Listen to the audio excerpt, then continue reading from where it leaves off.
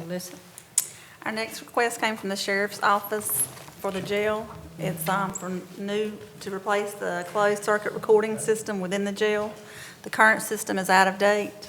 The camera view station is expected to cost $5,000. The new video visitation equipment is $55,000.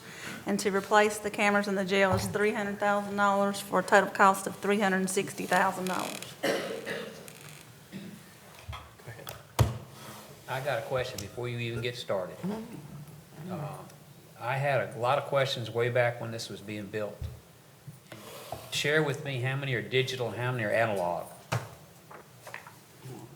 What's our breakdown? Number of cameras? Number that are digital and 240, analog, because I had made we the got an question way analog. back when we were building this facility, why do we put an analog into this system? Yeah, I think And we- I was told that it we would work, replaced them all with and now I'm finding out that the We still analog have is not IP. working, correct? Yeah. I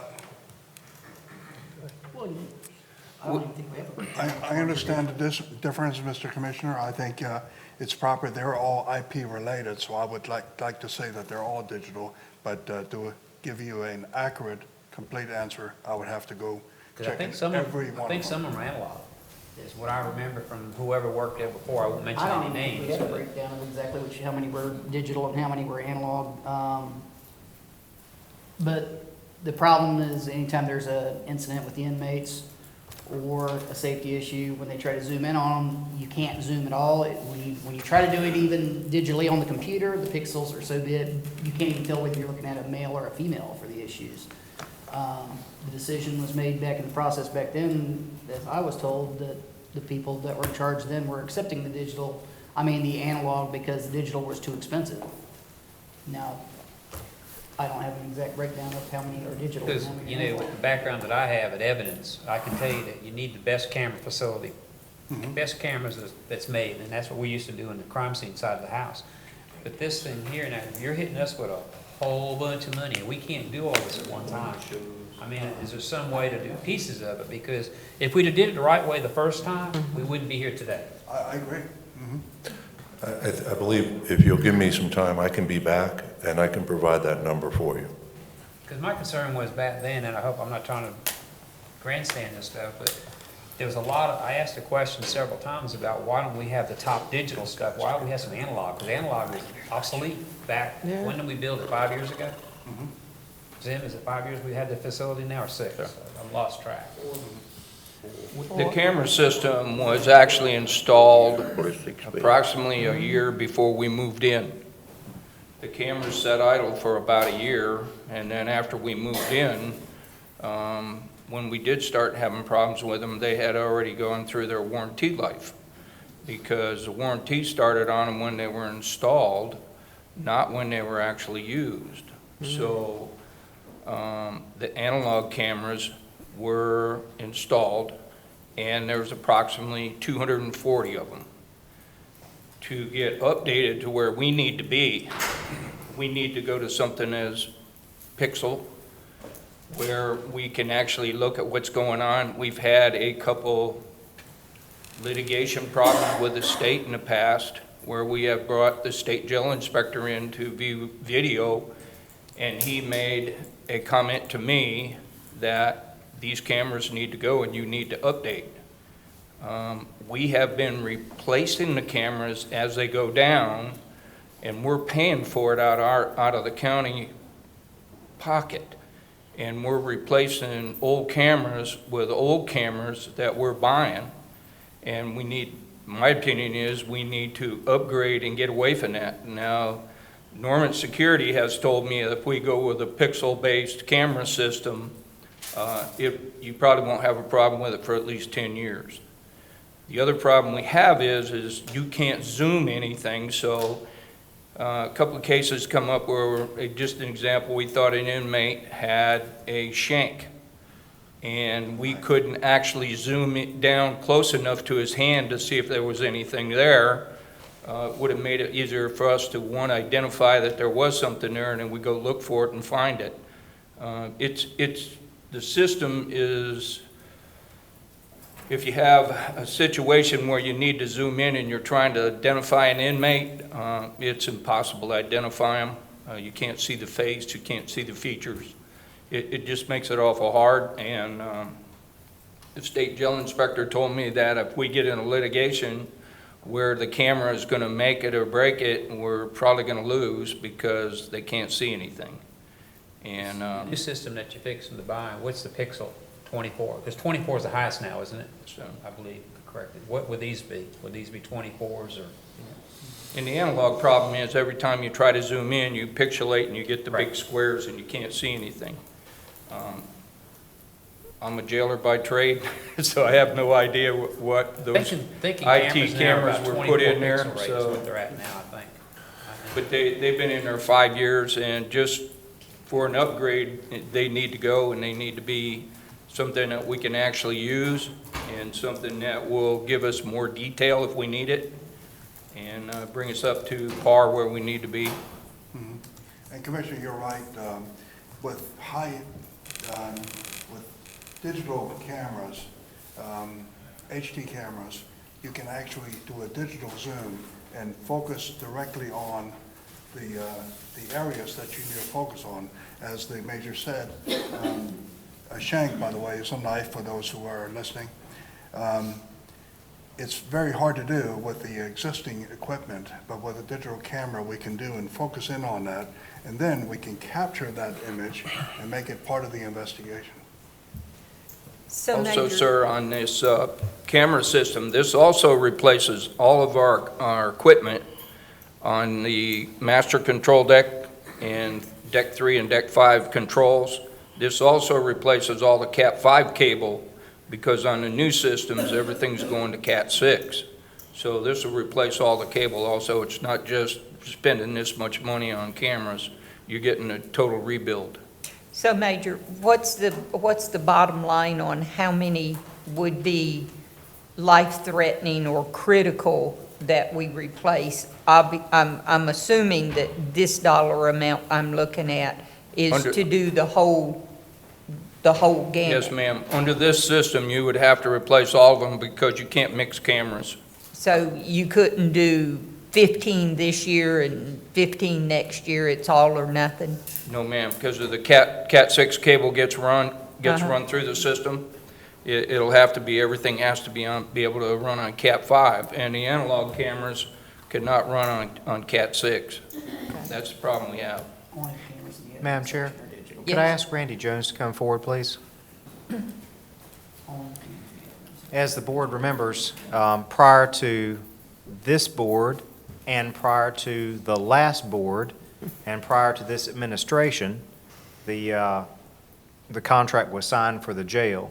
And Randy has been helpful in emailing me a little bit of history because although he was not in a decision-making position, Randy Jones was here as the maintenance director. Would you mind relaying the specs? Well, in the specs, there was question. Phil Turner, who was IT director at the time, questioned the fact that we were using analog cameras, I guess along with you also, Commissioner. And I think the staff, well, in the specs, it was written as analog. And the Norman security folks that were on site, I think they convinced the sheriff's staff that was there, Doug Freeman, Jason Daughtry, and those, that this would work properly. This is what they needed to stay with, since this was what they were already putting in the building. It was kind of late, they were saying, to change the game now, which, like you said, would have to change the cable and everything else. I think a lot of this was already in process before the difference between the digital and analog came up. And Phil Turner's the one that brought it up. Why are we using outdated, technology?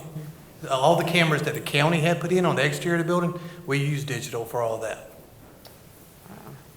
I think you got the numbers, I think he's. Well, no, actually, he was just letting me know also that the cameras are all handled through Norman, so we don't have the numbers on that. Only the cameras, like he just mentioned, in the admin section are digital. All the rest of them are analog. So we don't have the So there's specific. quite a few of them.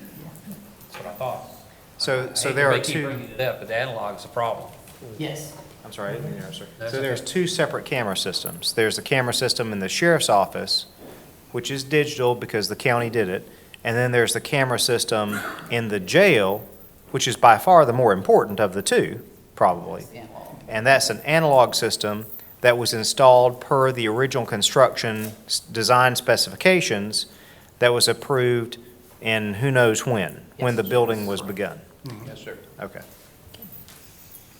Madam Chair, I have one question. Sure. With the bottom line, the 360 there, but what I was wondering, can the camera view station, if some of this was going to be approved, and I know you said a minute ago that you had to put the entire system in, but I'm wondering with the new video visitation equipment, is that something that can be done later and the camera view and the cameras in the jail go up now? I mean, I don't know, but I'm wondering, because I mean, video visitation, that's when visitors come into the jail that they can actually see. Okay, Which is actually already in place. okay. So when visitors come to the jail, instead of, to avoid bodily contact. Right. Because we don't want any contraband to be passed. So this is our visitation. We have a visitor, they sit behind the screen, they pick up the phone, they talk to their inmate talks to them. The inmate doesn't leave the block. Right. So that is already in place. So that 55,000 is for that to be replaced? The current system that's in place? Yeah, we're continually paying repair bills for that because the system keeps going down, the DVRs that are attached to it, all that stuff's recorded as they're doing their visits, and we're either gonna have to replace it, or we're gonna continually paying the high repair bills that we're paying for that system because it's out of maintenance. Do you have the cost of repair over the past year? That's the only thing. Approximately 50,000. And we'll work with the administration to see if we can find out the best solution. So the visitation camera part is just so they can see each other more clearly? Yes, ma'am. So that doesn't have anything to do with seeing whether or not there's a shank in somebody's hand? That's just, It's totally separate. Separate from the CCTV. so that amount could be taken out? Yes, we continually have the repair bills for it, which we've been Yeah. paying. But replacing it probably in the long run would save money because it's all out of warranty now. We're paying full price for every time they come in and fix it. DVRs that are attached to it, we did replace 3 of those last year. But even that was, that was like $30,000 or $40,000 just for that. Jeff, do we ever get extended warranties on some of this equipment since, I mean, the high usage of it? I'm just wondering. Ma'am, I don't know the answer to that. I don't know if we do or don't. Just depends on the contract or IT or whether it was a change order. Gotcha. Jeff, question for you. I know this is a high liability issue. Is there any way that could we look at this, what you're doing with the $700,000 reference to the new building for the paramedics? Could that money there possibly be put into that type of a? Yes, sir. What we can do is, we can look at we're already looking at adding the jail heating and air conditioning system to the cost of the courthouse. And of course, we're using best estimates on that. We'll have actual bids in hand in the next several months. And historically, our estimates have been good, or our bids have come in better than estimated. So there's a likelihood that we could, for something of this nature, if it's $200,000, $300,000, add that to what we're doing with the jail HVAC and cover it through the capital improvement program. Because my concern is, that they're trying to zoom in on a hand for a shank, and my concern there, the first thing I think about, we don't need a death, and I'm talking about one of our people. Yes, sir. Not one of the inmates, but I'm concerned for our detention officers. Considering the size of the purchase and the fact, well, although it is electronic, and normally brick and mortar amortizes better than electronics. I mean, a building is 10 years, 15 years, 20 years. Electronics, 5 years from now, 10 years from now, they're out of date. So it is possible for us to do that because we do purchase building systems. Obviously, we're doing it with the heating and air conditioning system, which probably has a longer lifespan than electronics does. But if you like, I can research that and get back to the board and see if that can be Jeff, added. wouldn't it be more sensible, instead of financing this with the air conditioning unit, to do a pay-go I mean, I think we're moving over into dangerous territory when we're looking at the CIP for funding reoccurring costs. I'd rather, I mean, if this is a critical issue, I know we have some flexibility in that CIP, and it might mean that if the board's decision was this was a priority, that some other things don't get funded, but we do a pay-go rather than finance it. Right. And once again, first meeting on the budget. So it is entirely possible that I can contact Doug and Andrew Carter. I need to check our capacity for pay-go. And also something else. I mean, today, the convenience center site on Piney Green Road, is that large enough? That would take money out of any building that we do for an EMS substation. Or we say in advance, this takes priority over an EMS substation. We look at funding this, and then how much money do we have left over for an EMS substation? Do we make it work? It's entirely up to the board. We just need to do a little research. Today, we're looking for guidance from the board. What are you interested in doing? And then let us go and run some numbers.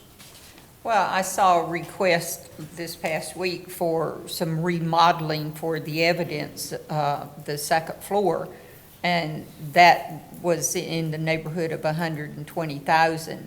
So is that more important than the cameras? I mean, if we've got enough money to do a pay-go, I don't think we need to. It's sort of like having a credit card and you put every dinner out on your credit card. The CIP should be for those things that are capital, not small expenses like remodeling an upstairs. So if we had the flexibility to do a pay-go, we're not financing it for 20 years or however long the payoff would be on it. Yes, ma'am. Basically, Commissioners, just priorities.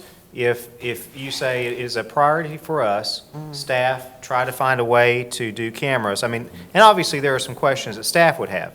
Sheriff, I would ask you, how'd you get to $300,000? How many cameras are there? Do you have to go to Cat 6 wiring instead of Cat 5e wiring? I mean, how many quotes do you have? How many bids? Are you using a certified person? We run into that with a jail too. Someone says they're certified, we come to find out that they're not.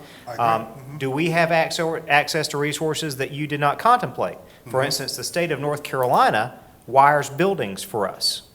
Did you know that? I didn't know that, but that's a good So example of we can why- go through state IT. why county administration and the sheriff's office are going to work together for the better good for all. Right. So number one, can I buy down that number or use different resources to get that from 300,000 to 200,000? And then commissioners come back to you with, here's your options.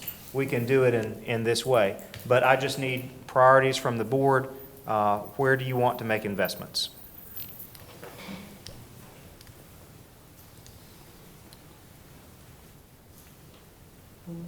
Our next request came from the Department of Social Services for non-capitalized computer equipment. This is additional computers required for the NC FAST program.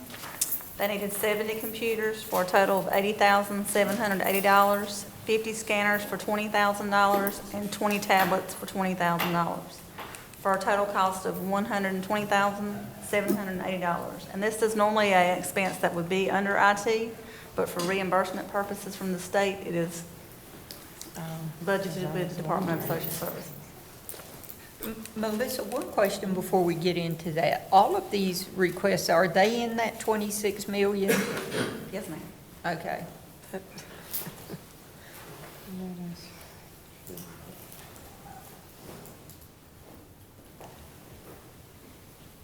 You just want me to talk about them? I didn't know if they had questions specific. So what I can tell you, that one of the first things I want to say is this is a program that would be, or a cost that would be reimbursed in the 60% range. The state, in any of these programs in the Department of Social Services, the state IT has to approve all of these items before we can purchase them. They would be then reimbursed at whatever percent the state is doing currently. During this current fiscal year, the state reimbursed us at 75%, which was better than average. Typically, it's around 60. So that is what we would base our cost on. For this particular program, that would mean the county cost would be in the $48,000 range. Several of these computers would be for the new staff that have been requested. Some of them are replacement computers. Additionally, the tablets would be for the child welfare program.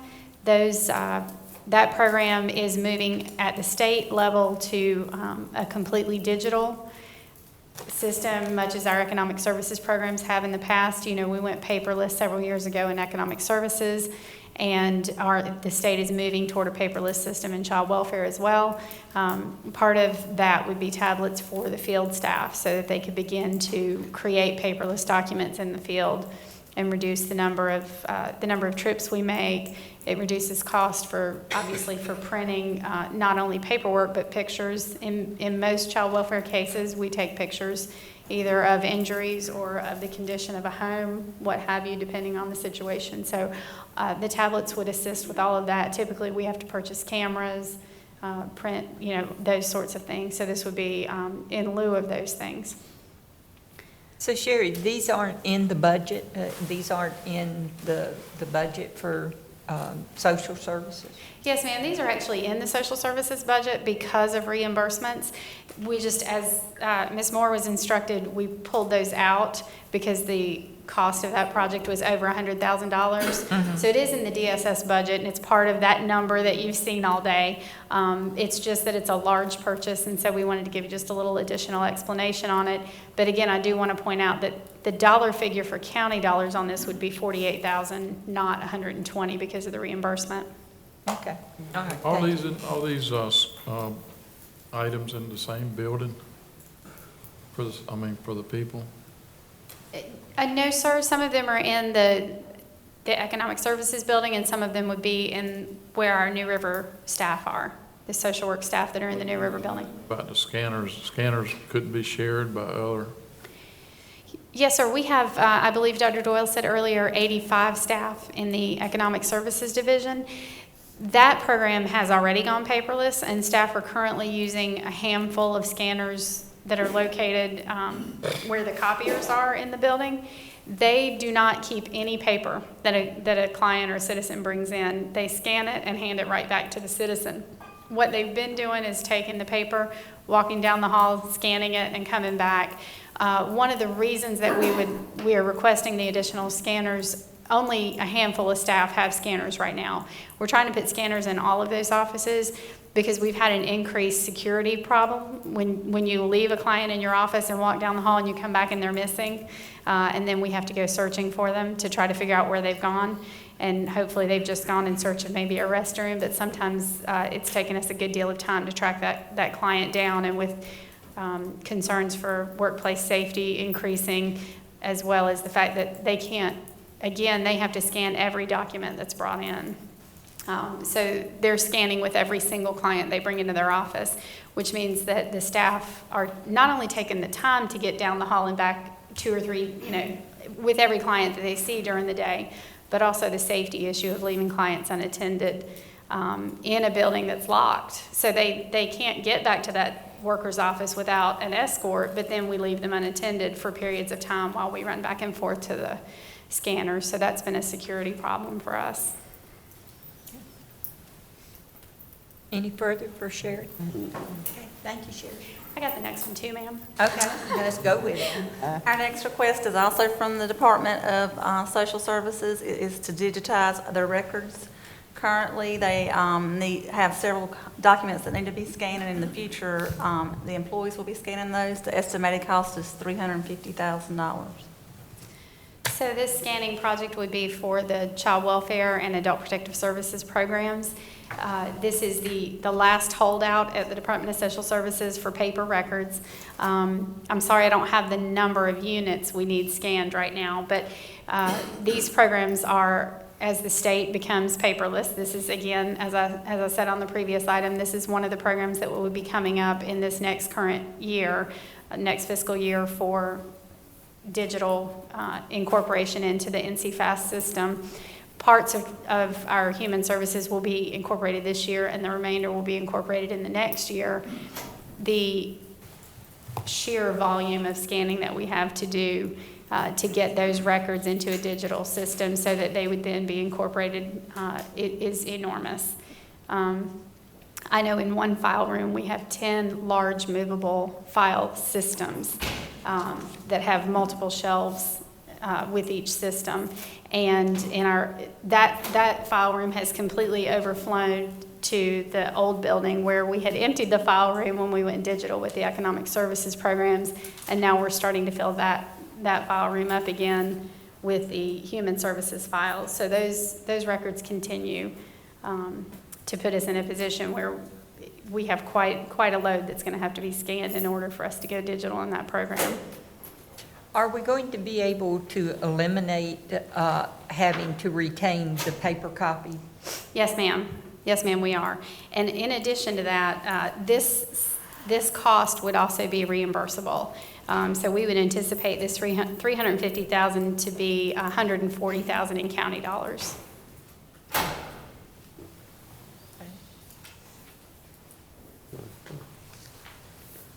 Anything further for Sherry?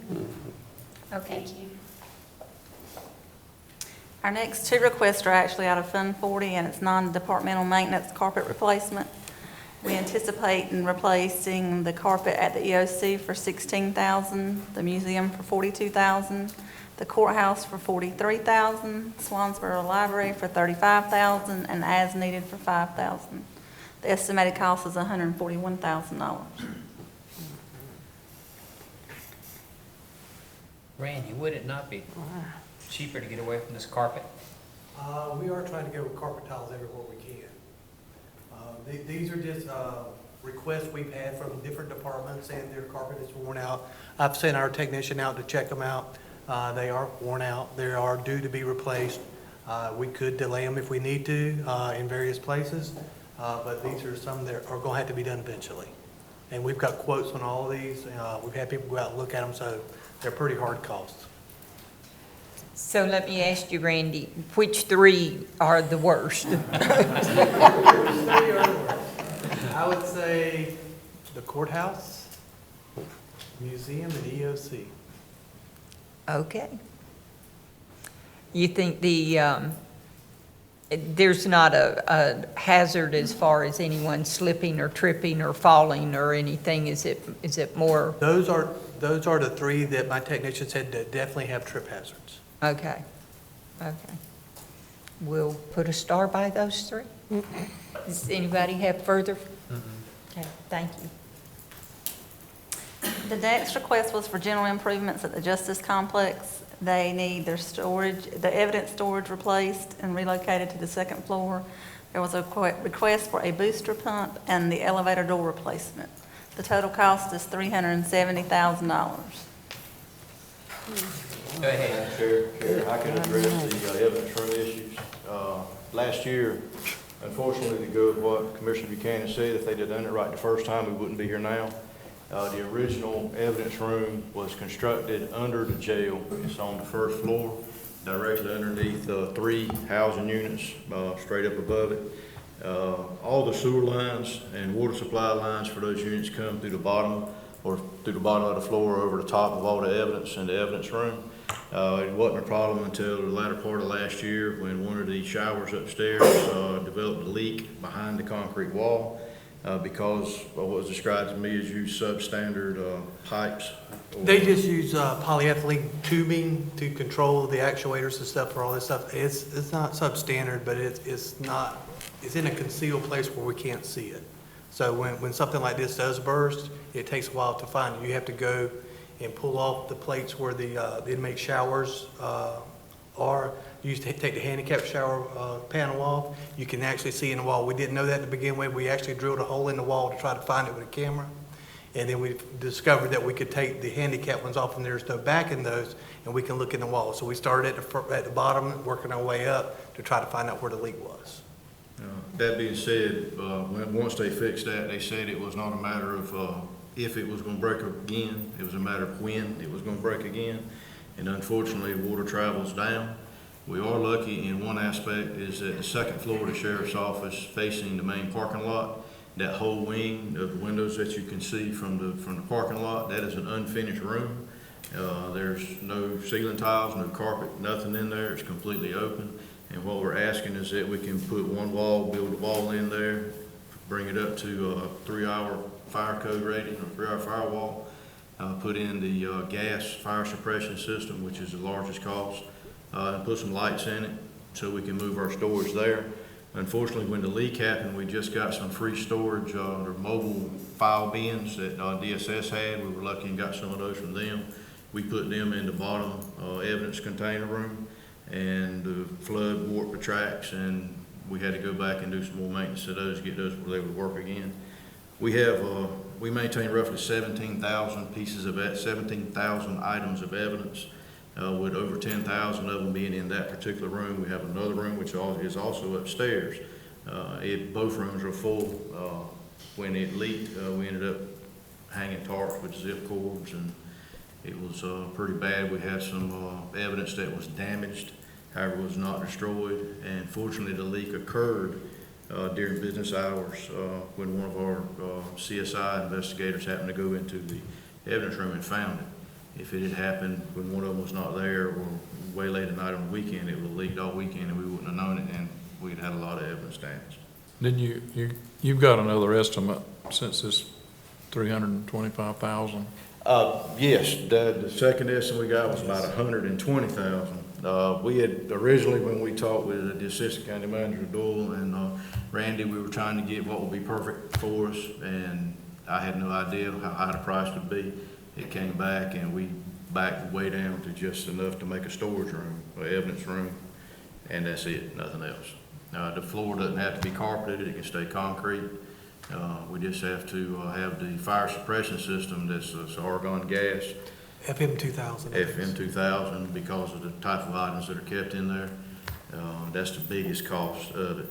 We just need lights put in, some HVAC, and that one wall put up. And it's about $120,000.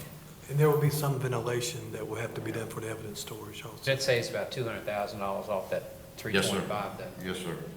So does the floor need to be reinforced? No, ma'am. No, ma'am. All we have to do is to make it a 3-hour fire-rated wall. It has to have 3 layers of sheetrock added to the interior. The windows, which you can see from the parking lot, they will be covered from the inside. They will look like windows, but the walls will be covered over on the inside. It'll be a completely enclosed room with the ventilation system to ventilate the air out, to keep the smell from some of the items we have to keep being bad in the room. We'll have an air filter installed in the room, which we already have, and we'll just hang it up there in that room, and we'll be able to move forward with it. So what are you going to use the space that's currently the evidence room? Right now, we have some training stuff on the second floor up there. We could put it down there, some things that if it gets wet, it can be dried off. Also, some custodial housekeeping type items can be kept down there. And I would imagine some other supplies can be kept there as well. Okay. But that would consolidate all the evidence in one room, under one control, and it would house all of it. Major, does that mean you'd be moving the evidence on the second floor into that room as well and freeing up the second floor room? Yes, what's brought next door to it, we've consolidated all in there together, so instead of 2 rooms, 2 separate locations, it'd be all in one location. Okay. And the room that we would empty out, we would probably just put the CSI investigators in there and let them work from that area. That will provide us some additional offices downstairs. And that price is 120, not the 3? Yes, ma'am. Yes, Any ma'am. further questions? 325 was the original price we got, and that was bad. It's considering the criticality of some of the evidence for very high-level felonies, I think it's a reasonable, it's something we inherited, we have to fix. Unfortunately, some of the evidence that got damaged that we were able to clean up and recover was some evidence from some child pornography cases, which I would hate it to have lost that evidence, because if we'd lost the evidence, we'd have lost the case. If there's nothing further, okay, Melissa, That's the final request. that's the final one? Yes, ma'am. Okay. Madam Chair, earlier in the day, you had asked for Dr. Doyle to run some numbers, and we're ready for Dr. Doyle. That's the final request, Sheriff, on that. Sheriff, you Yeah, still want to if- stay up there? Unless you're presenting on the market analysis, Sheriff,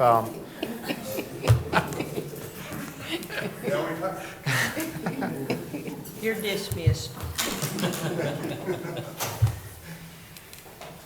I created one slide for the commissioners to answer the question that you asked me earlier today, and I'm not sure that I was able to answer it to the board's satisfaction. The question was, could we address the Department of Social Services and then those positions that were furthest away from market, or could we just address those positions and pull singletons out, or single groups of employees out that were furthest away from market? And this is kind of what I found as I looked at that data, obviously with the help of Ms. Bennett. One of the options was first to address the highest turnover departments. This would allow us to address about 426 employees. Of the current annual 15.34% turnover rate, if we took that as 100%, just to kind of illustrate, 21.8% of that is emergency services. So a big chunk of our annual turnover is emergency services.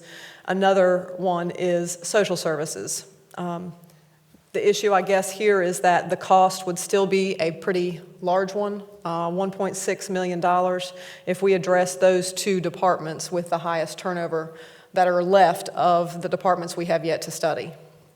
That would still leave about 254 employees out of the salary study analysis.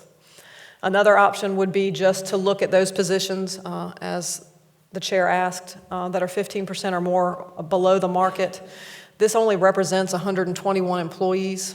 The highest disparity positions that have the largest numbers were in-home aides, 27 positions. Those employees are about 21 and a half below the market, and library assistants, 20 positions. The next highest number of positions that were far from market only had 10 employees in that group.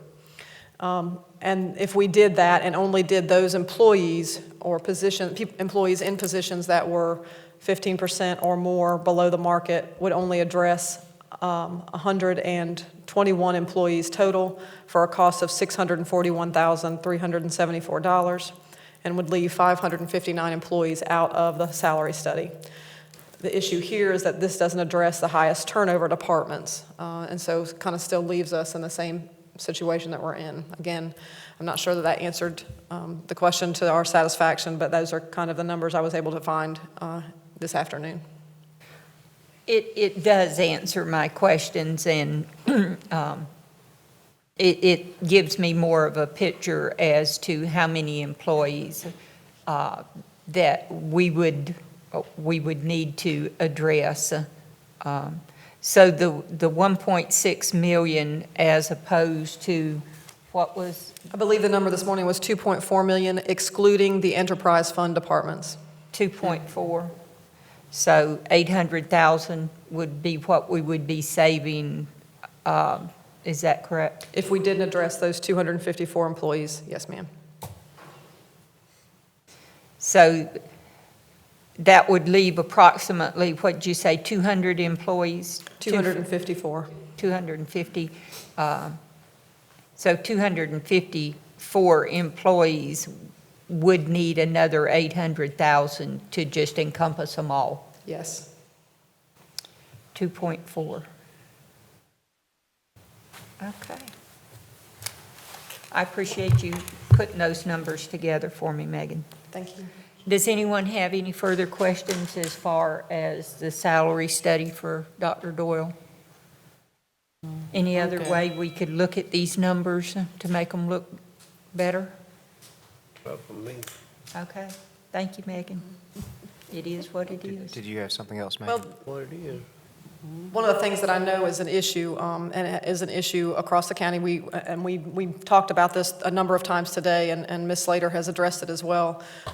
There is a significant portion of lapsed salary that exists in the Department of Social Services that could assist us in making this final investment. I think that that's maybe a discussion that, as we move through the budget process with the manager, may help us to provide some options to allow us to do the remainder of the salary study.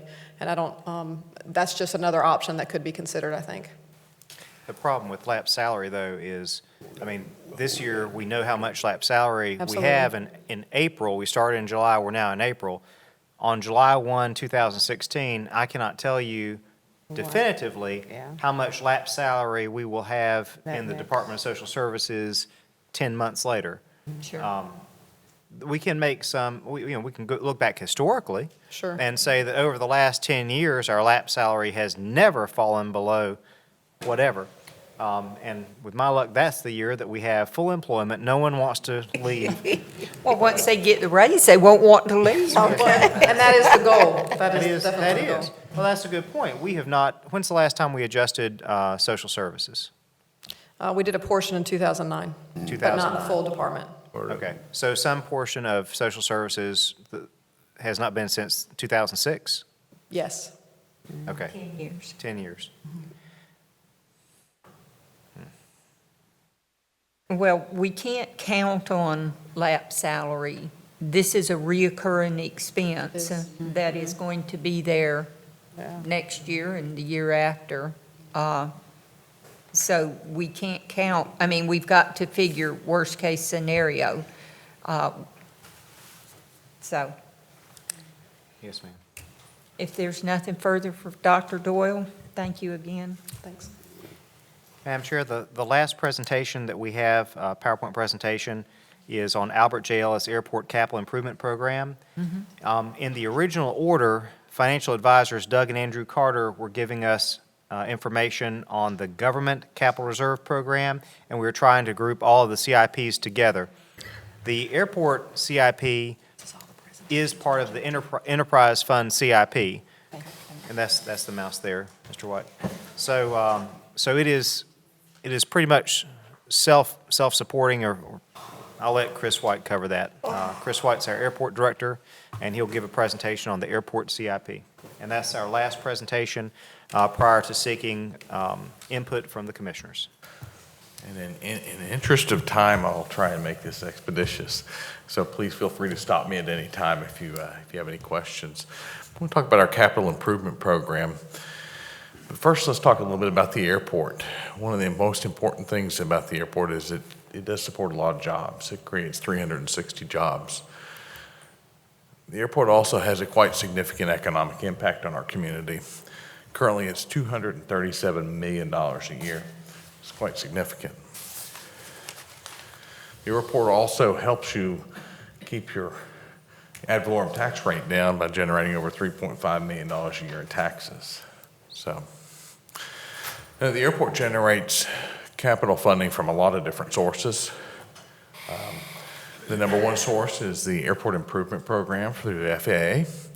They provide us entitlement grants on average about $1.6 million a year. We also can compete for discretionary grants, and all these funds are generated by airline ticket taxes. We also receive grants from NCDOT through the STI program. We compete with those for those grants, and we get them occasionally. Some years yes, some years no. And we also, much like the control tower funding, we can also receive appropriated funds from the General Assembly. Local funds come from passenger facility charges, contract facility charges on rental cars. Those are used for rental car related projects. Public-private partnerships. We also generate net revenues that we invest into facilities. Different grants from other agencies. Occasionally hotel occupancy taxes and county capital reserves are invested in projects. Recent investments out of the airport, you all are familiar with these, but the replacement passenger terminal building, $27 million. The replacement general aviation terminal at $5.8 million. Replacement aprons roads and utilities at $10.4 million. And the important takeaway is 0 local tax dollars used. Now, there's a lot of planned investments. We always program these. We've been doing capital improvement programs for, well, forever. But one of the important things is the timing of these projects is highly dependent upon allocation of funds. Sometimes it requires action by the General Assembly or Congress. So the timing can shift and is likely to shift. So, but no project will be undertaken without appropriate funding in place. You'll have to excuse me, the PowerPoint got reformatted and it's messed it up. But the key takeaway on this is those funds on the left are federal grant funded. These on the right are local funded. There are no tax dollars in there. There is we'll see in there's some projects in which we may need to do some borrowing in the future. So, project that is currently under the way is the air traffic control tower. We have completed several phases of that. We should get into design and construction this summer. That total project is $5 million. So, there is a runway extension that's proposed in the future. This will help with the weight restrictions that the airlines currently face today. That is actually a group of projects. One of them would be the relocation of North Carolina Highway 111. It's an NCDOT project, and Onslow County is a cooperative project. We would provide the land and the environmental assessment, and they would do the construction. And we're moving forward.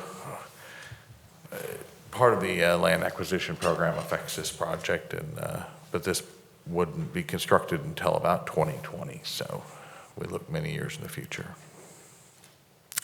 Also, some new roadways at the airport, phase 3 of the roadway program. And this would get a lot of the traffic away from the front of the terminal building. Again, one thing to note on all these projects is there's not local tax dollars associated with these. So, the permanent rental car QTA facilities, the service center sites. This is another project that we're saving for essentially, and we'll use contract facility charges to construct that project. This is a parking lot project. As we move the terminal building, turned it 90 degrees, we need to do some work on our parking lot. That parking lot has been in place for many years and is overdue for reconstruction. This project, you cannot use AIP funds, PFC funds, state funds, so it has to be a locally funded project. We won't undertake this project until we can afford to maintain the debt and service the debt on that project. So, and this is a project that would be funded by the FAA. This is an expansion of the general aviation facility. It's also a demand-driven project, so they'll just expand the general aviation. And this is another project. We only picked out the projects that were over $1 million. We have a number of small projects, such as replacement of a fire truck, which is about $600,000. It'll be grant funded as well. But the airfield lighting improvement project would help us upgrade the next phase of our lighting to LEDs, reduce our power consumption, and improve the reliability of the lighting systems at the airport. It's about $1.25 million. Then also an access roadway improvement. This would give us a better approach to the airport.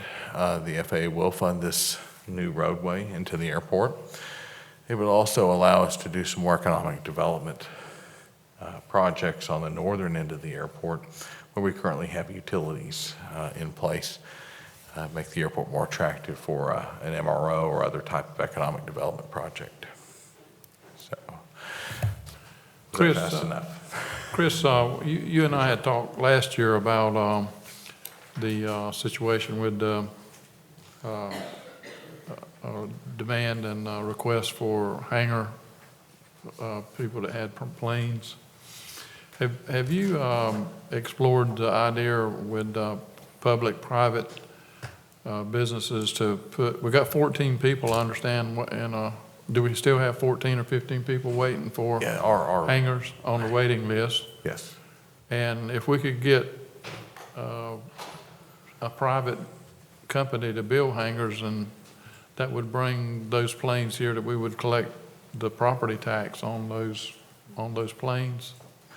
Yes, the economics of that, unfortunately, building the hangar, the current market value or market rate in which you can charge for a hangar won't service the debt to construct the hangar. So that's why the public part of that partnership hasn't been knocking on our door to build more hangars.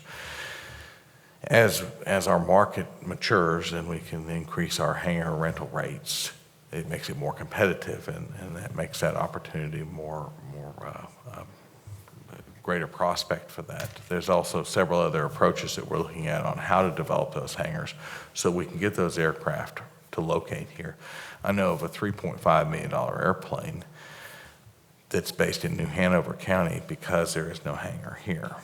But they haven't been offering to build a hangar here. I'm sure Harry would appreciate that airplane being on his rolls, as we all would, because that aircraft would purchase fuel. And I've got a commitment from the owner of that airplane to move it up here once we have the hangar, so. I hear some pilot friends telling me that they have to drive all the way to New Bern or New Hanover or some other place just to, to fly out. And they'd much rather have their plane located here. Well, the FBO is actually in final stages of design on their maintenance and storage hangar at the airport. So we will have some more hangar space coming open this year. And we are looking, if you look at the CIP that's submitted, a few years down the road, there is new hangars added. So. But that particular aircraft doesn't fit in anything we have now, though. Not currently. It would fit in the new maintenance hangar. I'm not sure if that's what the FBO's plans We both are. know the same aircraft. Yes. Chris, I know we've done a lot out at the airport, and we've done it on passenger facility fees. We've done it with grants. We've got state grants, federal grants. I see our airport as having a maximum capacity at some point in time. Are we acquiring debt on future capacity that we may not have? That's question one. And then what about the fuel tanks? Are the fuel tanks in the way of us expanding the runways? No, the fuel farm is planned to be relocated, but there are several ways in which we can address that. That is one of the under $1 million projects that is on the list, is the relocation of the fuel farm. That does require that we acquire some more land before we can relocate the fuel farm. But to answer your general question is most of these projects are funded on a pay-go basis.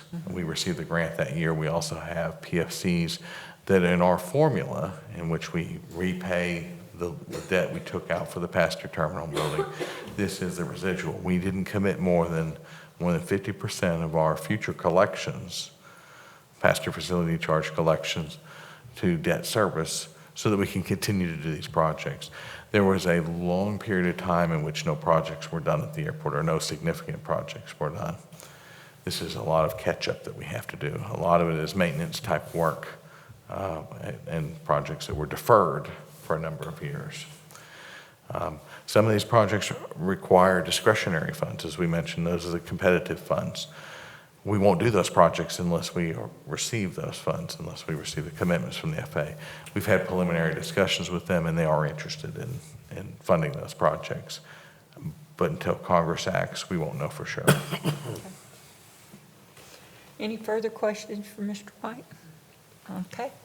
Thank you, Chris.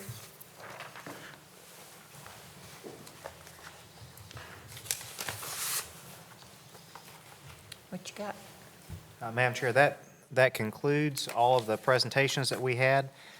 What we set up at the end of the day, which I'm cognizant of the fact that it's 6:32, so the end of the day is a little bit longer than we thought that it would be. But the last part of the day, and kind of the purpose of the day, is as we begin this budget process, because tomorrow morning I sit down with the budget team and we start the line-by-line review. And if you recall from the very first presentation, which was mine, I talked about the fact that today you would be receiving about 90 different requests. And if you broke it down by line, it's over 3,000 lines of data that we would be going over, which if printed was 400 pages. Staff still needs to go through the 3,000 lines of data, but we need direction from you commissioners on two major areas. And I asked Dr. Doyle for two reasons. Number one, she writes very neatly. And number two, I have this big cast on my foot to help with facilitative leadership. There were two questions for the board. And the first question is, as you've gone through today, you've been at a pretty high level, kind of looking at the overall scheme of things. And we know the situation that we're in from the recap slide, and I'll ask the sound room to put up our recap slide again, our two-bar chart. Basically, it's a matter of triage and prioritization. Now, every year, whenever we do the budget team, we go and try to prioritize based on what the commissioners have told us. Is there to be a tax increase or not? And you can move to the gap. You can move to the department gap or the other gap, either way. That's fine. So from county department request, we know that we need to, through either fund balance or, well, there's only 2 or 3 ways to do it. Number one is use your savings account, which is fund balance. And we would recommend that we do that. We know that this year we appropriated $13 million, and we've not had to use any of it. So could we do $13 million again? Yes, because we grew fund balance by about $500,000.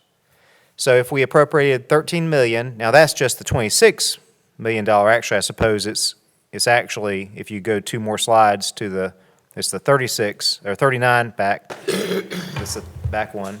Thank you. 39.6 million. That's the total request from everybody. But that also includes tourism. And we know that there's one single request for $10 million. So, but what you have to fund those are the requests to the Board of Commissioners from all sources. So you have fund balance, you have taxation, and next slide. Next slide. If you relied solely on taxation, that would be 30.1 cent on the tax rate, which would drive your tax rate from 67.5 cent to 97.5 cent, thereabouts. And we know that that's utterly irresponsible and unrealistic, but... Want to do it. But that's... Yeah, let's do it. Yeah, we want to do it. Let's do it.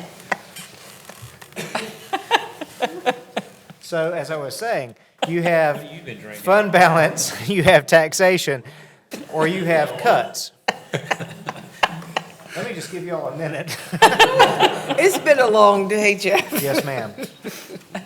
But no matter if the number is before that 26 million or 36 million, you have 3 things. You can use your savings account, you can institute cuts, and that's staff's job. Our staff's job is to go through and weigh, everything and challenge everything, right? Just like earlier we talked about, okay, well, we found the 325,000 evidence room is really 120,000 because we got new numbers. Can we do something on the camera system? How about, other things, IT, GIS? We go through everything, all 3,000 lines of data. We do line item by line item, and then we bring it back to you balanced. But if we know you want to do something, if we know you want to do the evidence room, now would be the time to say, individual commissioners say, I would like to do the evidence room, I would like to do the market adjustment, I would like to do whatever it is. And Dr. Doyle will record that for us, and that will provide us guidance between now and June 1. And all department heads, I look forward to seeing you at your scheduled time here in this building over the next several weeks. I think one of the biggest items in our budget is one that we've all made a commitment to, which would be the school funding formula. So I would think that would be priority number 1. Mm-hmm. And I think priority number 2 would be our employees and doing the market analysis. I think so. But there's 4 other people sitting here, so I'll go agree with you. Well, I've already pleaded my case on that.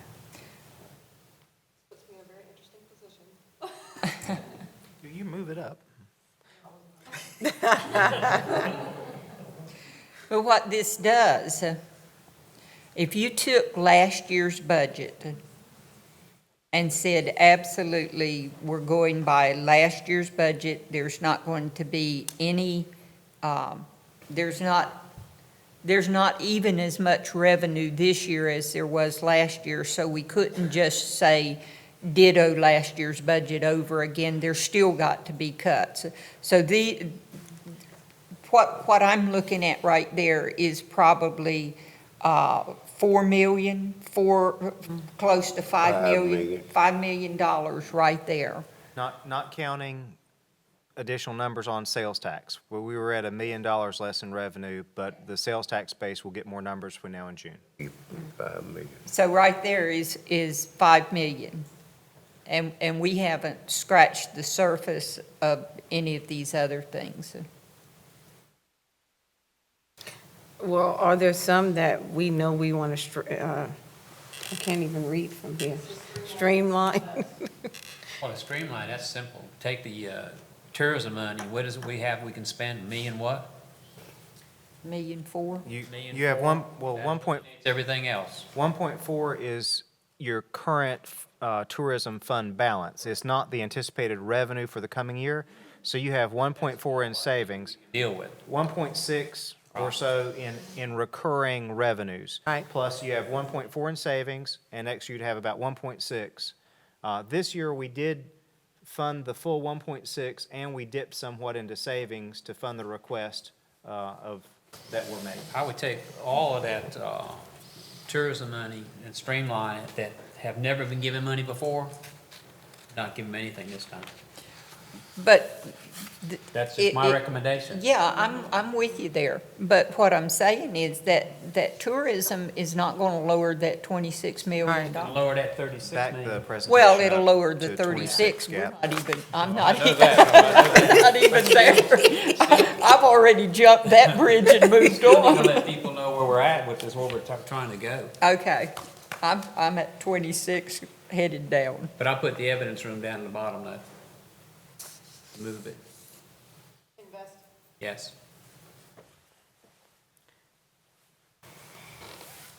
Mr. Jones warned us that we better not stick those on the wall to write on them. They bleed.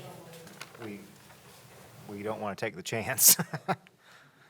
So if you need to move that up, go ahead. Well, one question I have with Paul's suggestion, is that going to be a pay-go, or is that going to be coming out of the budget for the fund How balance? about just the tourism money?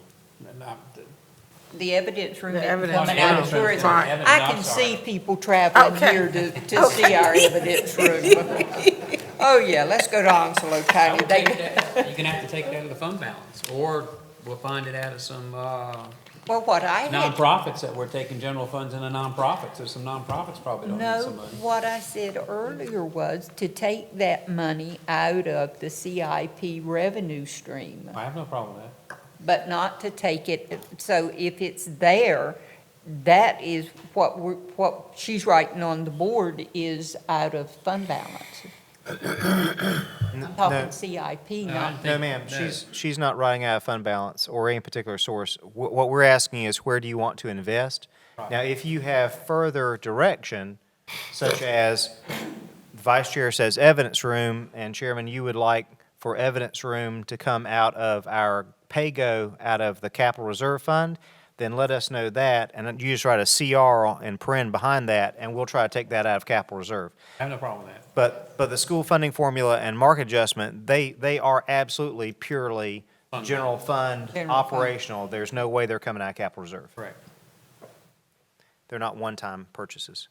well, see, the 26 million is what I was trying to chip away at. Jack, you're awful pensive, what you thinking?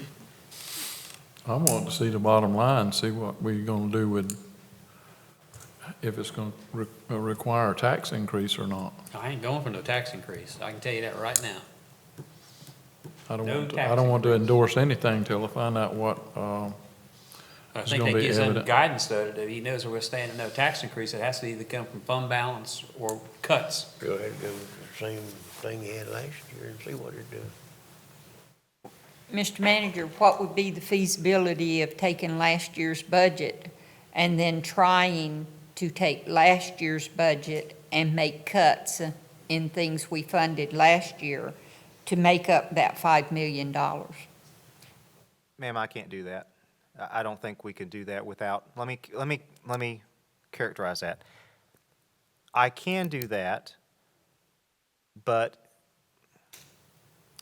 you would need to tell me programmatically what you no longer want to do, because there's not enough. We've run a line item budget for a couple of years now.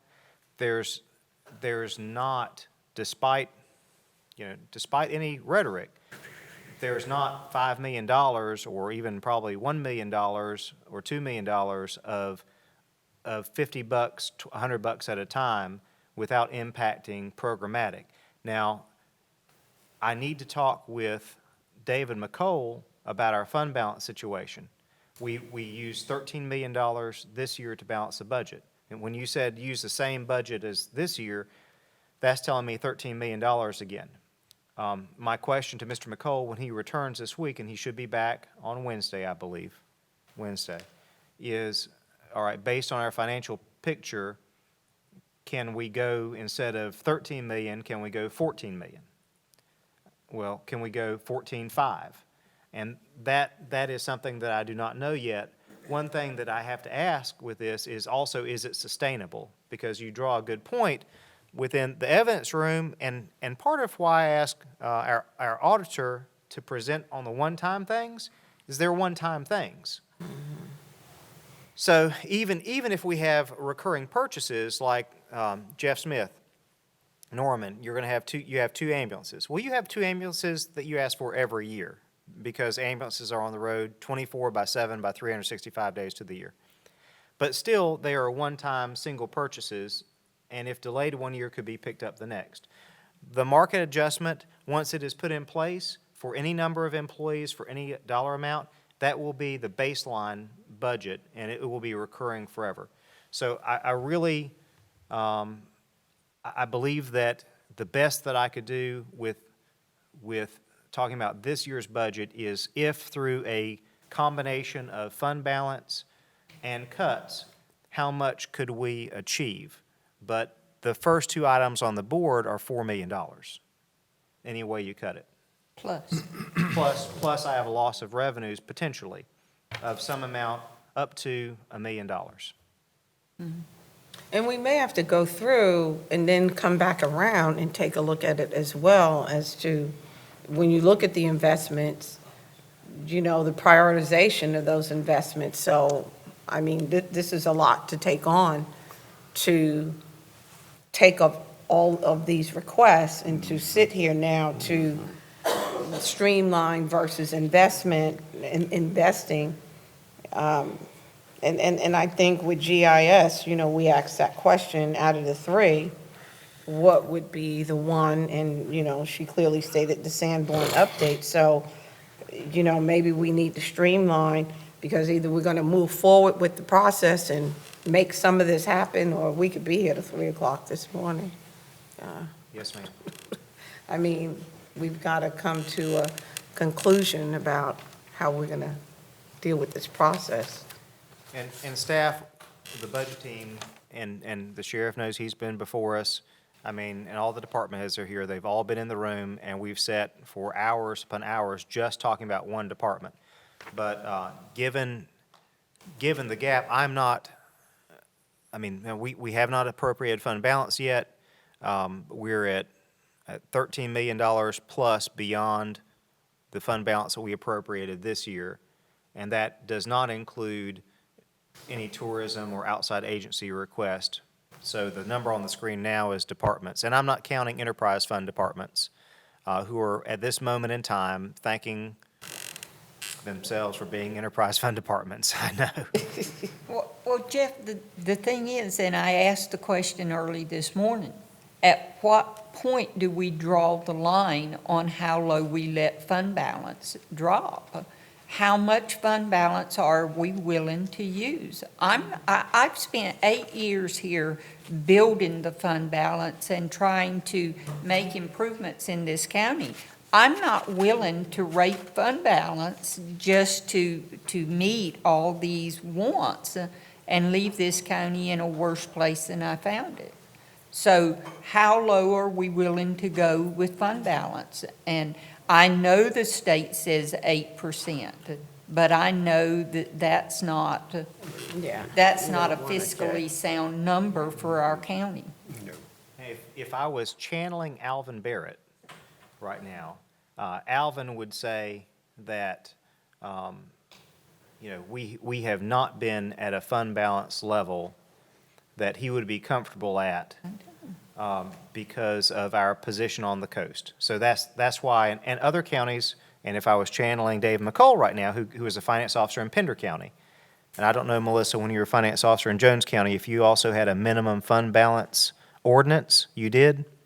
David McCall had a minimum fund balance ordinance in Pender County. We do not have one in Onslow, but what was yours in Jones? So your 18 and 24% is there, and Jessica, you said that right now we are at?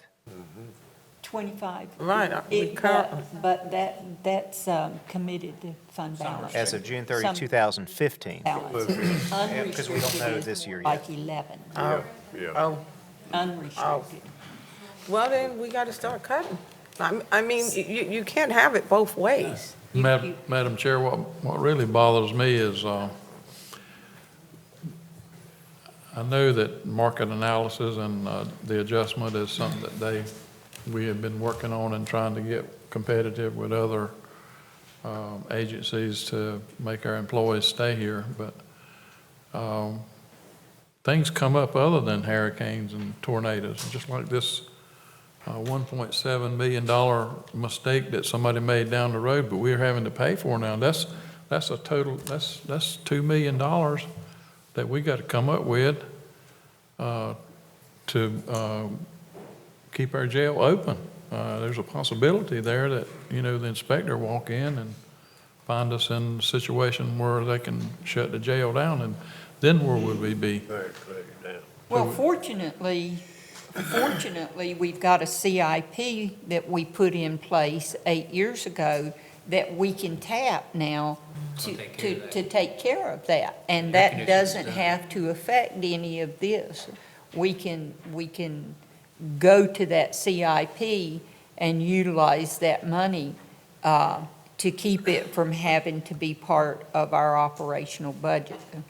One thing, Chairman and Commissioners, that was mentioned earlier is 72 hours after disaster before FEMA comes in. I think there's one thing that we have not discussed today, although, Chairman, you mentioned April tornadoes. There are disasters in the county that are localized. We don't get any help from FEMA unless it's a presidentially declared disaster. Right. So if we had, the April tornado was just on us. If there's anything local that does not affect a wide geographical area, like in the state of North Carolina, there's certainly not going to be a state declaration or a presidential declaration. Only the presidential declaration counts. I mean, unless there's a presidentially declared disaster, FEMA funds don't flow. Even then, FEMA has only paid, I think it's 70%, right? 70% is federal and 75, thank you. 75 is federal, 25% is state. There's nothing that says the state has to pick up 25%. So even if the president tomorrow says that hurricane that hit eastern North Carolina is declared, you get your 75%. If the state is not in a financial position to pick up its 25%, guess who pays for it? So, back to Jack's comments, are you wanting the 2.4 taken off for the cost analysis, Jack? Is that what you're saying? Until we can find out where we're at with everything, we need to find out where we're at. Because cut it somewhere else. Before we can say. Well, I think there's a lot of other places we could cut before we take away from the Maybe. employees. But what's gonna happen to us, Jack, the Springstead study, I mean, Yeah. I'm bringing up some bad news. I mean, but that thing was a nightmare. I mean, was it 3.9 million or more than that we Yeah, paid? yeah. And then we're supposed to keep going, and all of a sudden we stopped. And then we wound up now trying to catch up. This is the same thing will happen here, Jack. Same thing, it's Mark analysis, we got to do it. Even if we do half of them now and the other half next year, we need to keep looking out for the employees. If not, we're gonna keep losing them. We're gonna be right back in the Springstead study again. I don't wanna see that. Yeah. I mean, that was a nightmare. I know. Commissioners, you're not making the final decision. I was there. Today. It was a nightmare. If you give me direction and you say school funding formula, market adjustment, evidence room, or anything else you add to that list, we'll proceed with development and do the best we can, and if we can't do it, we have to come back to you. Jeff, I don't know how much money this would be. Is there any positions we can freeze right now? I don't know if that'd be a lot of money. It might be 100,000, 200,000, but is there any positions we can freeze? Non-essential vacancies, perhaps? Well, the chairman asked, and we sent to the board, the chairman asked for a list of all vacancies, and we provide that list to you. Dr. Doyle did the best that she could with the question that was asked, which is which are non-essential positions and which are essential positions. And there are some differences. And Dr. Doyle, since you wrote the memo, I'll ask you give the methodology. I will say that it is in the discretion of the Board of Commissioners to decide what is essential and what is non-essential. But there are some positions that we believe definitely are more essential than others. The Sheriff's Office has existing vacancies. The paramedic staff, I believe you have 10 paramedic vacancies currently. We would definitely say that public safety positions are more critical.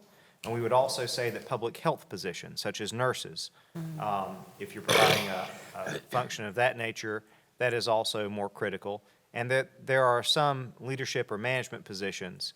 For instance, we currently have a library branch manager position, right, Estelle? That's vacant. And so a library branch manager is pretty essential for that branch of the library. I'm like you, I don't think we can touch public safety. I mean, that's essential. So what can we cut? I don't know, it's a good point.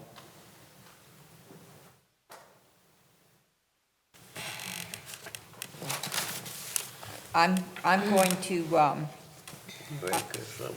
I'm going to mention one thing that came to my attention is the growing cost of our legal department.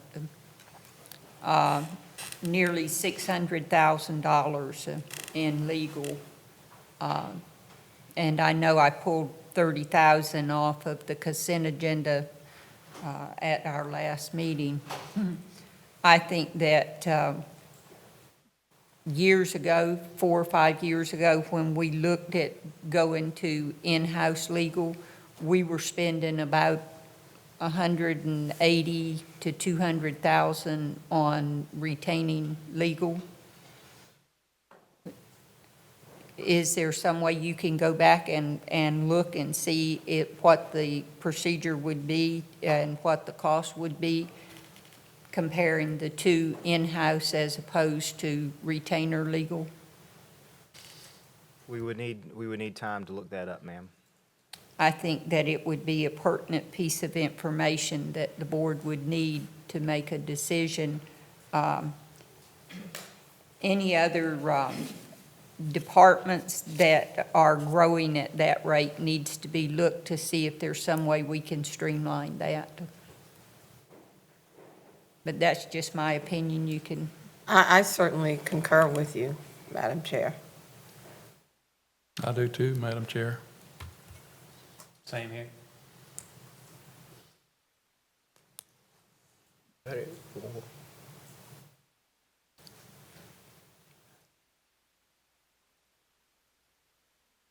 Any other cuts? Anything else anybody sees in the budget? I would also say that some of the vehicle replacements we need to look and get with Jeff Smith and see if we could eliminate some of that. We've got to do more than just board members. We've got to do more than just punt the ball to staff and say, make it happen. What does the board feel in reference to, like with social services? Because I know there's a large portion of reimbursement from the state, so are those areas that we would say yes because of that large reimbursement? I mean, I don't know what philosophy everyone thinks, but in reference to those areas. Because that's a 70, did you say 75% payback? Yeah, I think it was. 75? This depends on which one. Some of it is 75 and some of it's 60. It depends. 67, I think. The reimbursement rates. Last one she was talking about was 75. Because I know the one I was writing down with the computers, it was 120, but the cost to the county would be 48,000, as opposed to the full 120. Everything is reimbursed at a different level, isn't it, Sherry? Yes, ma'am. The income maintenance staff, the 7 positions, would be approximately 66%. Again, some of their functions at 50, some of them at 75. So on average, we'd receive about 66%. The technology that we requested and the scanning, those would be reimbursed at just over 60%. So we estimated 40% of that being county dollars. The social work positions are closer to a 50% reimbursement, and those very much depend on exactly which program they're working in. So it's difficult for me to give you better than 50%. It would depend on exactly which position was approved and what the current rate of funding would be for the service that social worker would provide. Some of the social work positions also are reimbursed based on the particular client that's being served. For instance, certain children in foster care are eligible for 4E funding, which is a Medicaid dollar, and that's not capped, whereas other children might not be eligible for that, and that is a capped number. So, but the average on the social work positions is 50%.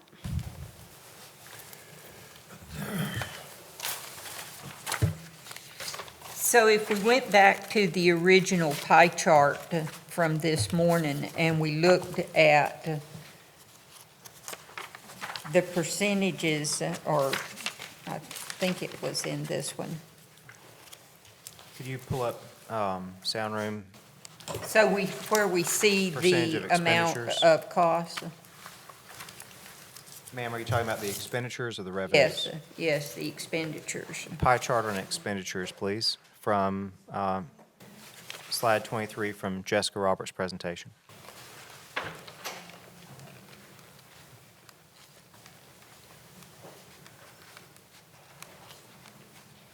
You don't go to public safety, you ain't gonna get that amount of money. I wonder, Jeff, if we cut everything other than mandated services, would we be, there you go, would we be able to cut 26 million? That's revenues, staff, if you go to expenditures. Ma'am, I don't know. I can tell you the only number I'd worked up previously was cultural resources, museum, library, parks and recreation, and that was around $4.2 or $4.3 million, and that would be not only shutting them down, but no mowing, no nothing, just shutting the doors, closing the parks, and walking out. No building upkeep, all of that only amounted to $4.3 million. But the other non-mandated services, I believe vector mosquito control, I remember that number, that was only a few $100,000. Home health and hospice is not mandated. I know. Animal services isn't mandated either. And Rabies that's, control officer is mandated. Animal services is. so there's is about $1.5 not. million we could cut.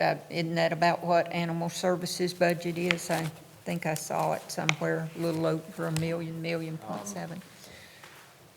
If you'll reference your presentation, that looks like this with the light blue on the front, This one? that's your department by department.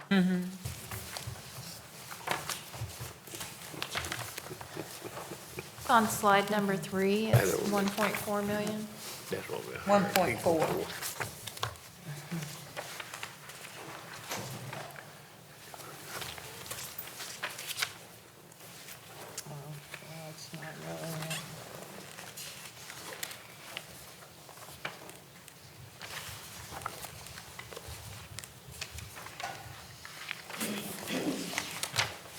Madam Chair, the building facility for the rescue, Piney Green Rescue, did we make any kind of decision on that? That was $700,000 expenditure.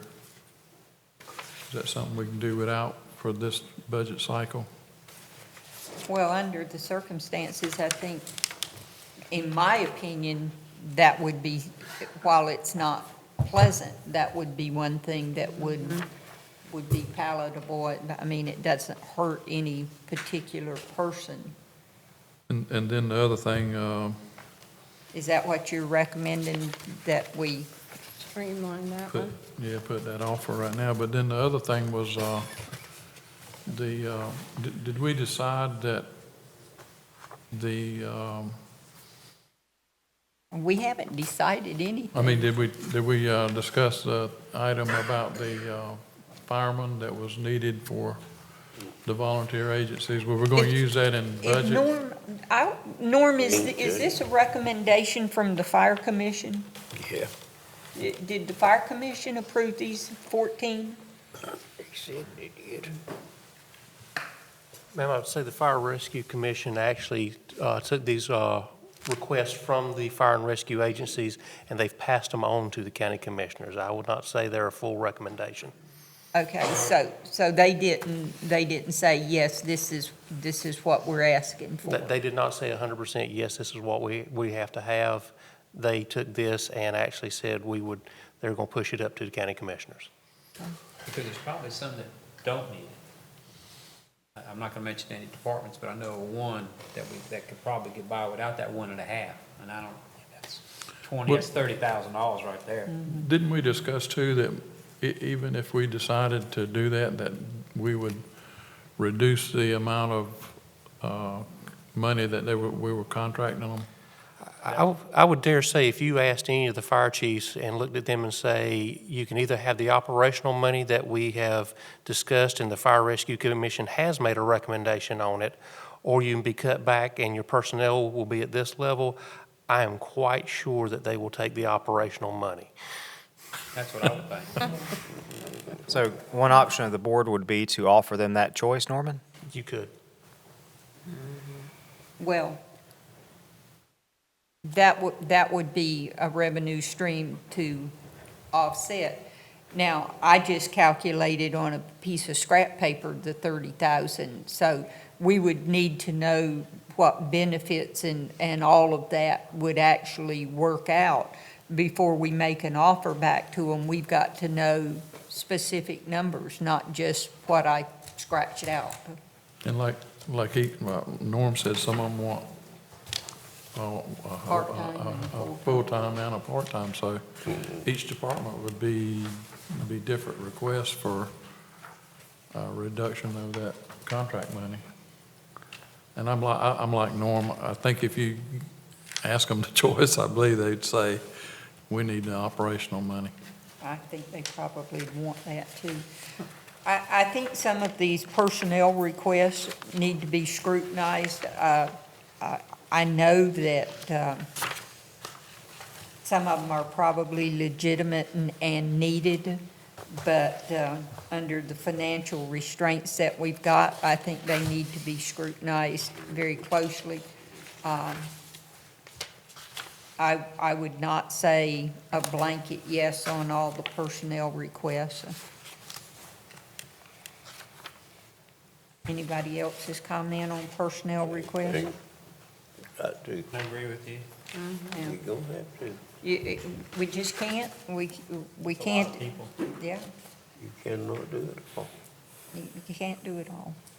And Madam Chair, also on maintenance, I know we asked for the three, well, you did, and the courthouse was one, the carpet replacement, the museum and EOC, and so in streamlining, I don't know that particular slide, Jeff, what others were involved in that request, but I think we had kind of summarized in looking at that particular slide on maintenance that, Yes, ma'am, that's not in one of the paper copies we've made today. That was in the request over $100,000. And we have the recording or notes from the meeting and which ones were the most. Mr. Jones, you said courthouse. courthouse, museum, and EOC. I was taking little notes of. Okay. And, I mean, certainly if there's two that are the most critical, we'll do two. If there's three that's the most critical, then maybe we can squeak that out. But I guess my methodology here is to try to do a little bit for everybody and not do a whole lot for anyone, and then that way, sort of everybody gets a little bit of something, but no one can get everything. And I think that that's a fair assessment of how, to proceed forward, because we're going to have to come up with some kind of agreement, how we're going to view this and to move forward with it. And I agree with you, Madam Chair, that, if we take that premise, look at everything across the board and then a little bit to everyone. Well, and it was like the pictorial for the tax office and then the IT projects. They're all good projects. Yeah. They're all excellent things that I'd love to see our county have. It's just being conservative. We can't afford all of this. And as you've pointed out, there's no one piece of the pie that we can say, well, let's eliminate this and we'll make up all the difference. We're not going to get there by eliminating $10, $20 million at a whack. We're going to have to get there by eliminating $200,000 or $300,000 here, $200,000 or $300,000 there. And I wish I could give you more detailed guidance. I wish the board had more specifics that they could give you. But we're going to have to go home and analyze these numbers. There's only been a couple things that have jumped out just in trying to listen and read at the same time. But I'm sure once I sit down tonight and read this over again, I'll be contacting you tomorrow with more guidance.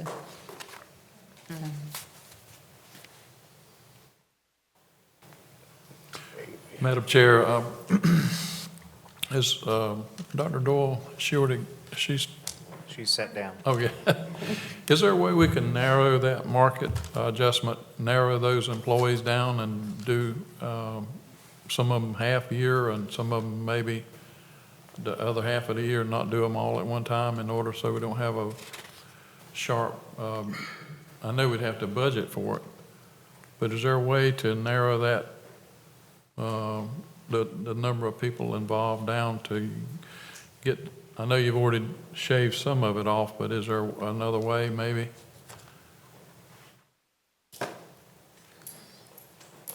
I think that was the last slide that she Yeah, presented option one to and us, two. Jeff, where I Yeah. had asked her Right. to show us, and she shaved 800,000 off of it, which eliminated 250 people. Could I follow up, Sure. Commissioner? What was your timeline for implementation? The initial timeline, based on our previous practice, has been to do each group at the mid-year. That's one thing we kind of haven't talked about for this particular section, is to move the next group to the mid-year, with the exception of the fact that because DSS is the first department to be covered, they're going to take the biggest chunk of what we would allocate for next year before we even start to look at employees in the next group for the final group of analysis. Obviously, the timeline can be moved to try to push the cost off a little further, and that will be based on this commission's decisions as well as potentially future boards' decisions as well. Yeah, like Chairman had said earlier, we buy an ambulance or we buy software, that's a one-time occurrence and one-time cost, but when you dealing with personnel and pay increases and benefits, that becomes a reoccurring, and then you have to get appropriate the money every year for that, plus whatever other thing comes down the pipe that we want to do to compensate the employees. So I'm real cautious about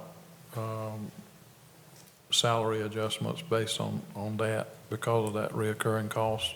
But Lord knows I'm not saying they don't need it. They need the market analysis. They've been so long without anybody looking at the pay scale, and like Paul said, the Springstead study, which had people all over the scales with salaries and no rhyme or reason for it. Well, I'm going to answer to what Jack said. I understand what he said, but it's not fair for these departments to have been adjusted now for 3 or 4 years, and their salaries have been raised up to the market. And these people sitting over here now hadn't had it in 3 years. I mean, that's just not fair to have one bunch doing one section of your population getting one thing, another getting that's just not fair. I don't care. It's not right. Well, Megan, what would be the feasibility? We've been doing it at mid-year. What would be the feasibility if we took the 800,000 out, that the last 250, and they would get it at the next 6-month increment instead of it hitting all at one time?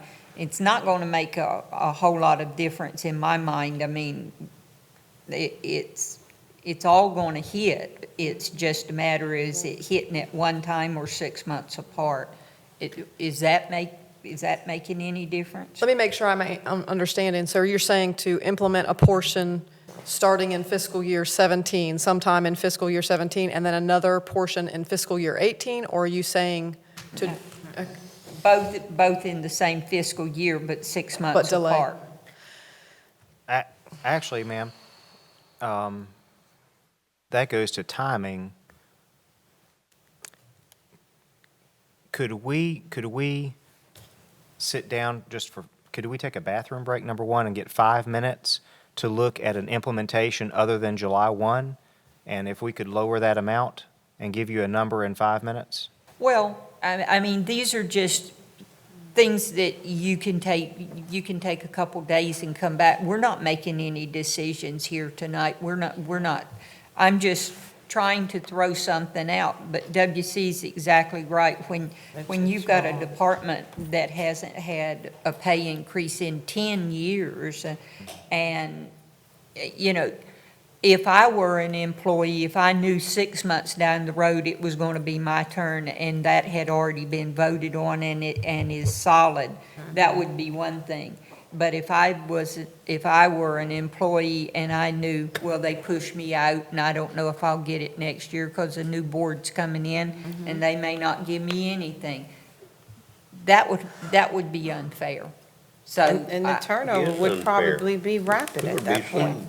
I just think that's, I think we need to take care of these remaining employees either incrementally, but that they know they're going to be taken care of. Yeah. So in the past, we have implemented in January, and this proposal has an implementation in May or in July and in January.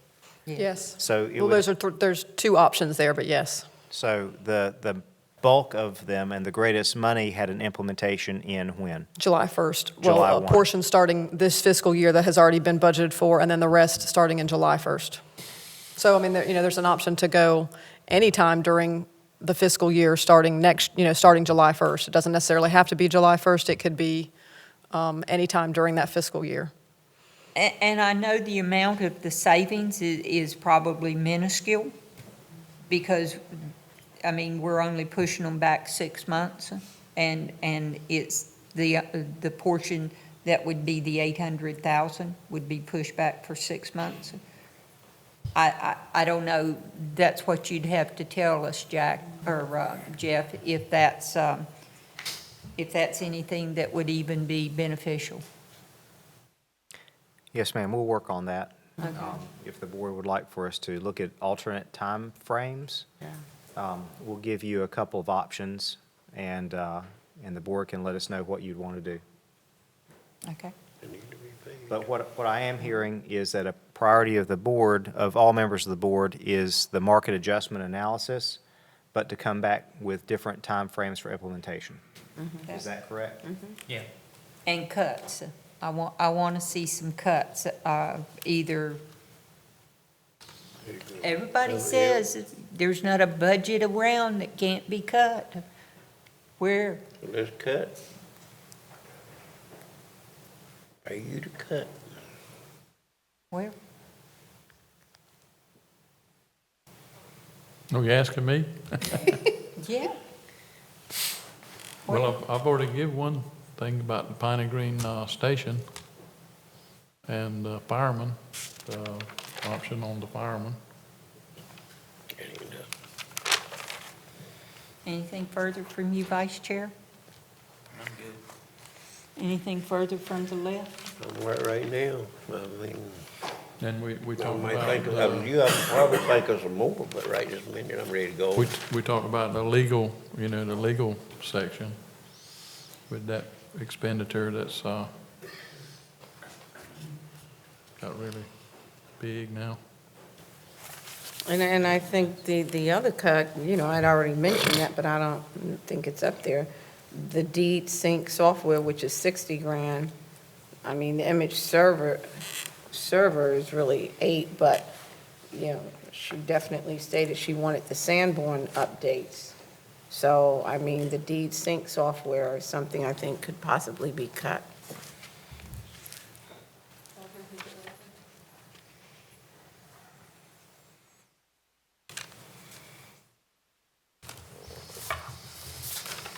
And I know the tax office, I mean, those are two big items there, the 151 for the oblique and the commercial appraiser, 138. So I don't know how does the board, what is the opinion of everyone there? Well,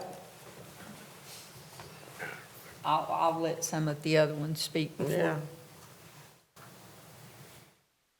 Jack, what do you think about that with the tax office? The oblique is 151, the commercial appraiser is 138. That Where do commercial you- property was a concern of yours, Jack. What do you think? Yeah,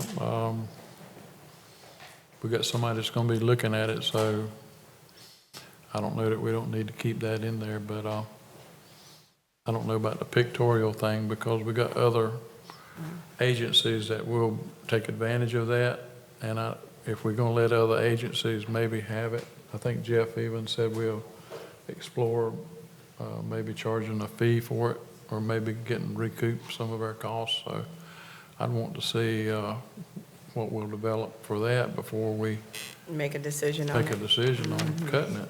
See what other towns will give you.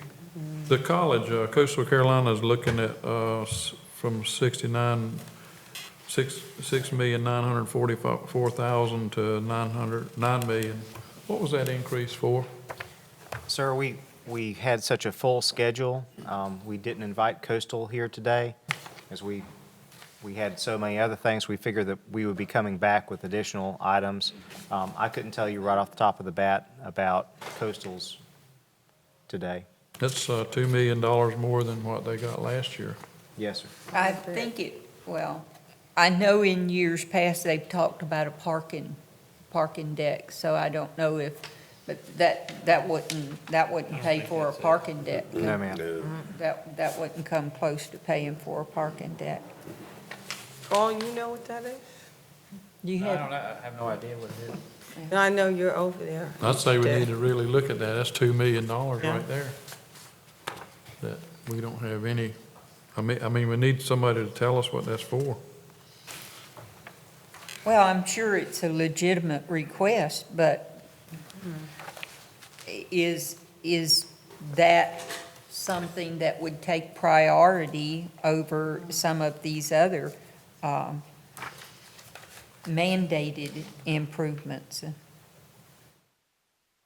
So, It's like the social services employees, those positions are really important and key. The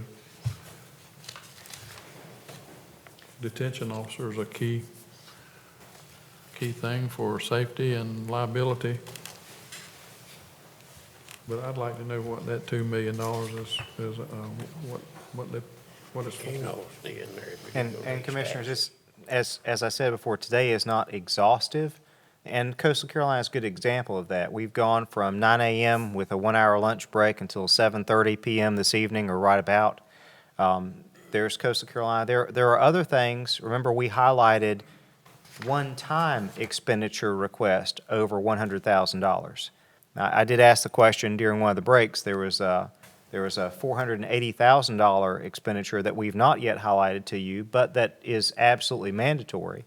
And that is the fact that we have an 800 megahertz radio communication system that is leaving warranty, and we will now have to pick up a maintenance contract on our 800 megahertz emergency radio communication system.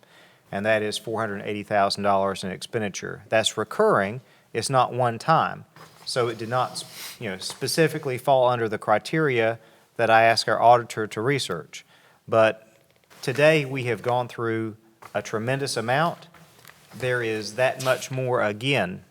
But that $480,000 is in the $26 million figure that you looked at. There's just more and more to the 3,000 lines of data in the county budget.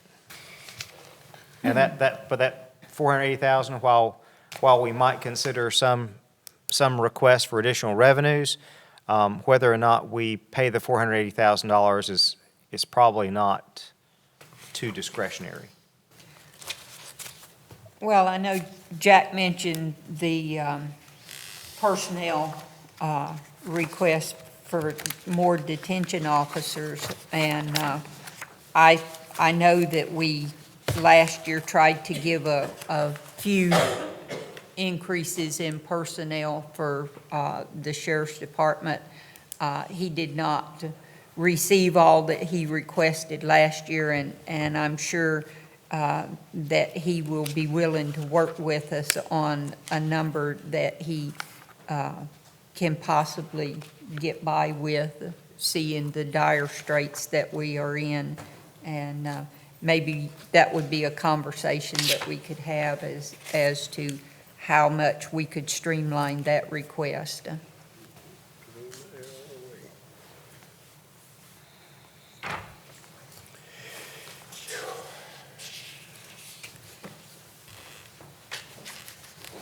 So have you got some guidance, Mr. Manager, on the personnel for the fire rescue?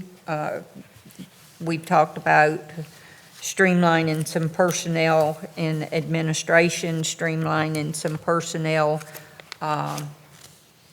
in other departments as far animal services. And I saw animal services trucks, and I believe there's a request for, was there a request for more personnel at animal services?